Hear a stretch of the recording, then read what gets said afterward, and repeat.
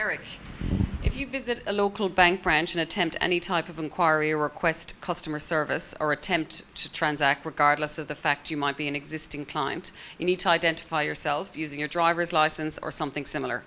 If you apply for a new product and you're a new client, you'd probably need to do a 100-point check. We're seeing MasterCard leading the way in biometric recognition and digital identification. These are some examples of what the future holds. What should we expect to see in the future of banking solutions? So when I fly back to the US tomorrow, I'm going to walk through immigration to a machine. I'm going to look at it. It's going to print me a sheet of paper. I'm going to walk out. That's it, right? So if I can get into my country with a machine, I should be able to walk into a bank and be recognized on that same instance. I spent about 10 years in the automotive industry, and we had this theory, it was BMW, we had this theory when somebody pulls into a store for servicing or whatever, that we should have enough technology within the car and within that store to know who I was when I walked out of that car. Mr. Purdum, thank you for bringing your BMW in. What do you need help with today? Or thank you for bringing your BMW. The car's already called us. We know what you're here to do, right? I think banks need to do better at this, right? I think they need to understand the customer better, and not just my digital footprint, but what is it I'm doing online and stuff like that. So I have a little bit of a different take on this, right?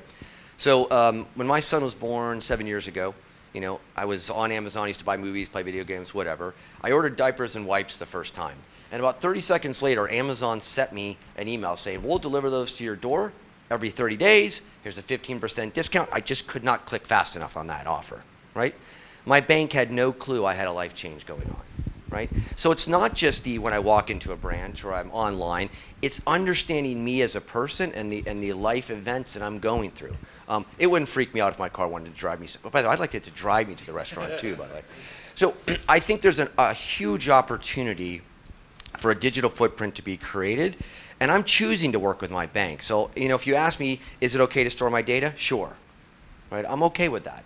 So I think that should be a goal for us in the next 10 years, that how do we get better at recognizing not only my digital presence, my online presence, but also me as a person, what's going on in my life, and how the bank actually impacts me in those decisions.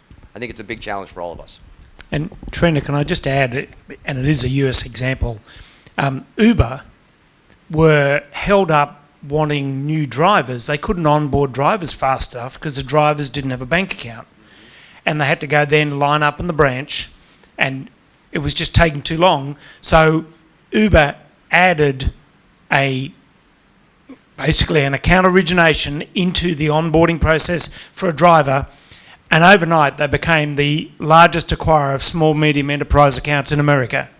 Now, it's one thing that the banks are just kind of not up to the point where others are, but if other companies can't get banking done fast enough, then they'll find another way. And so it's a threat. And it wasn't that Uber went, we hate these banks, we're really going to screw them. They just went, we've got a business model and you're in our way. So I would say everybody's got to be doing as much with technology as they can. And if I'm a bank, I need to be giving my customers the opportunity to do banking because they're trying to do something else, right? And that's, yeah. So when they're searching for a washing machine, the financing's there, but we're not there yet. We're not there yet. Sorry. Yep. And why do I have to fill out a form every time I want to get that financing? Everybody knows who I am, right? I want to get that washing machine. Eric, fill out these 20 fields. Why?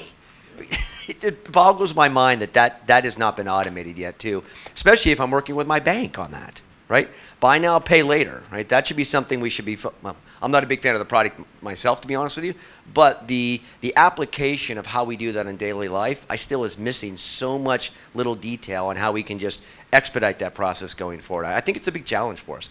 I also think, you know, banks, you guys have some of the most unstructured databases in the world. You have great data if we could figure out how to harness it, right? And, you know, if I look at data warehouses, data lakes that exist within banks, it's a treasure trove of data that we have no ability to actually use. And I think if we can get to that point where we can, the digital identity, and you know all that history about me, think about what we could really do with that. I think it's just a treasure trove. I really do. Yeah. If I can just add in terms of Eric there, I think the key thing is embedded banking, right? Is to have banking at the point of where you want to do something. And I think one of the key approaches that we've taken is to move away from just customer interface or UX design to actually human-centric design, which we actually step back and actually look at the human as an individual and his life stage journey. What is he actually doing? And it comes back to, I think what Sid and Eric is saying, is to understand where he is in his life stage, how does he interact and what does he do, and actually then appropriately interact with the person as well. I think the other things that we're also looking at, and we doing a lot of advanced work in it, is to actually use sentient AI driving a lot of the interactions either via voice or sort of automated actions as well, that actually can understand, let's call it EQ smart AI in the background, that actually understands what the person is doing, how he's feeling, how is he anticipating, right? So I said, because I think if we look at digital, as I said, there's so many things what is a big thing that's going to change it? Smarter UI, smarter UX, better journeys. I think we exhausted all of those. I think we're fairly mature where we are in terms of UI, UX design. I think the next thing is there's two sides that we look at it. Is first, sentient AI supporting the end user in terms of driving it, whatever means it is. And I think the other one is also smart assistance for the bank staff as well, because I think what we have seen is that a lot of new automation or automatic robotic automation, AI automation, is actually to get the human out of the process. What we found is that if you step back in banking years and years ago, why was banking good? Because you could talk to a human. It interacted like a human. So what we need to do is to bringing that interaction back into how you deal with your customer, but also super empower your staff to actually providing more value-added engagements with your customers. And I think things needs to change. Banks got all the technology, they've got the spend, and it's time to sort of move into the next phase in terms of human-centric design and new customer interaction.